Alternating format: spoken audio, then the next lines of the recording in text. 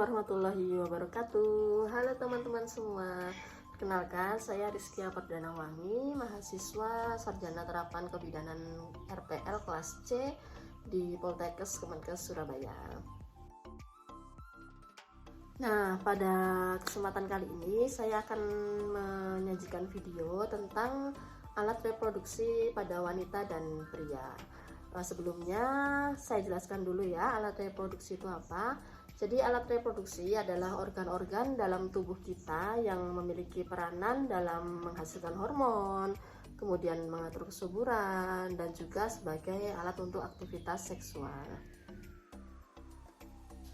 Baik, untuk yang pertama saya jelaskan terlebih dahulu tentang alat reproduksi pada wanita yang terbagi menjadi dua, yaitu organ eksternal dan juga organ internal. Untuk yang organ eksternalnya, yang pertama ini ada mons pubis. Jadi mons pubis ini adalah lapisan lemak yang melindungi tulang kemaluan. Kemudian di bawahnya ada klitoris. Klitoris ini bersifat sangat sensitif dan berfungsi dalam menerima rangsangan pada saat aktivitas seksual. Kemudian ada juga ini labia mayora. Labia mayora ini disebut juga dengan bibir besar. Yang ini fungsinya adalah melindungi dari gesekan dan juga infeksi dari luar. Kemudian di bawah labia mayora ini ada labia minora, yaitu bibir kecil yang dia fungsinya adalah melindungi, ada dua saluran ya. Di sini ada lubang uretra dan juga ada liang vagina seperti itu. Kemudian selanjutnya ini ada lubang uretra, yaitu tempat keluarnya air kencing. Kemudian ada juga lubang vagina, yaitu adalah tempat untuk konvulsi pada saat hubungan seksual ya.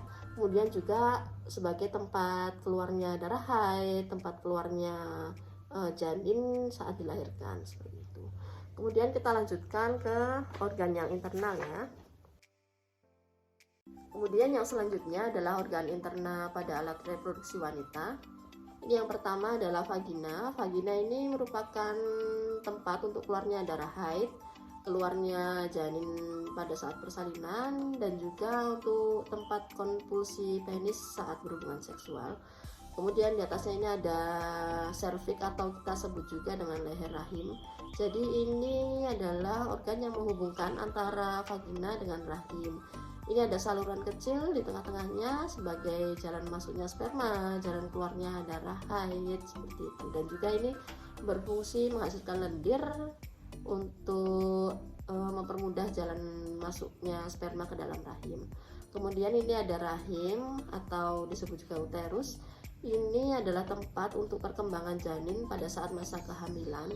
Jadi uterus ini dia elastis ya, bisa melebar untuk menampung janin, dan juga waktu janin sudah dilahirkan itu bisa mengecil kembali seperti itu. Kemudian ini ada tuba falopi. Ini adalah saluran tempat bertemunya sperma dan sel telur. Kemudian ini juga berfungsi mengantarkan sel telur dari ovarium menuju ke uterus gitu.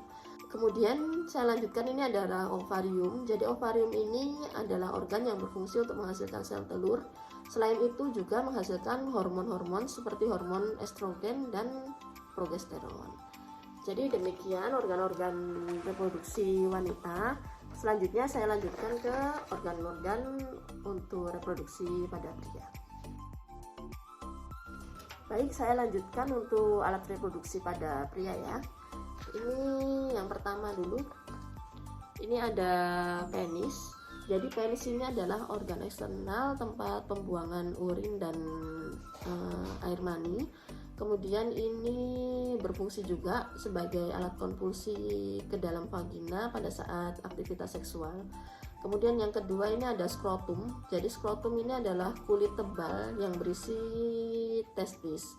Nah, testis itu sendiri adalah organ yang berfungsi untuk menghasilkan sperma, kemudian juga menghasilkan hormon testosteron.